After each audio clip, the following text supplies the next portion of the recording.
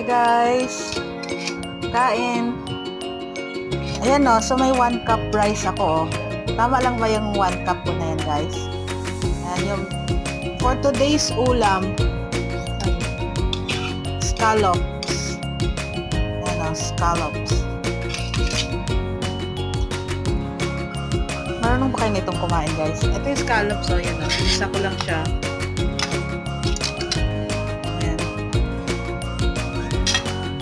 So, ito lang yung kakainin ko guys. Wow, sana all. Tapos, scallop cube. Meron na akong suka dito. Volcanic shot.